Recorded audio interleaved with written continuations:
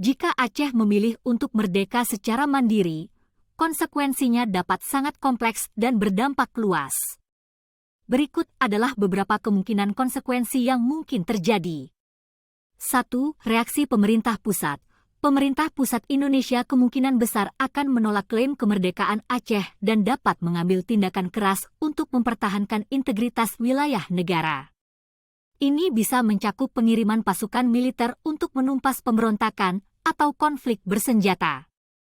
Respons pemerintah pusat terhadap situasi ini dapat bervariasi, termasuk tawaran negosiasi, penindasan militer, atau campur tangan diplomatik. 2. Konflik bersenjata.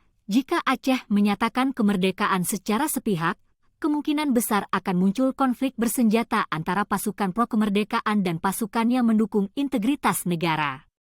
Ini bisa mengakibatkan korban jiwa, kerusakan infrastruktur, dan ketidakstabilan politik di wilayah tersebut.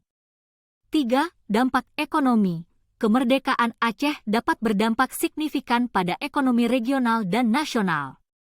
Aceh memiliki sumber daya alam yang kaya, terutama dalam sektor perkebunan dan energi.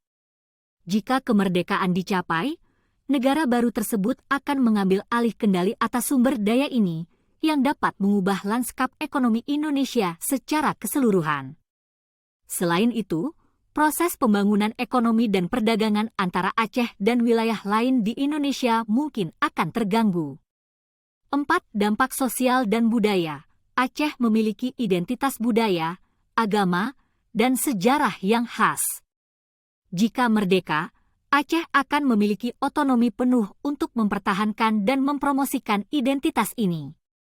Namun, perlu diingat bahwa Aceh juga terdiri dari berbagai kelompok etnis dan agama, dan adanya perbedaan pendapat tentang kemerdekaan Aceh bisa memicu ketegangan sosial dan konflik internal di dalam masyarakat Aceh itu sendiri.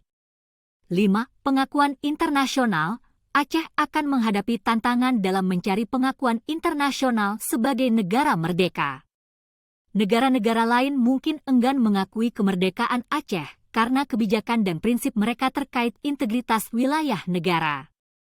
Hal ini dapat membatasi kemampuan Aceh untuk berinteraksi secara formal dengan komunitas internasional, termasuk dalam hal perdagangan, diplomasi, dan bantuan luar negeri. Penting untuk dicatat bahwa skenario ini bersifat hipotetis dan konsekuensinya dapat bervariasi tergantung pada berbagai faktor, termasuk respons pemerintah pusat, dukungan internasional, dan dinamika politik di Aceh itu sendiri.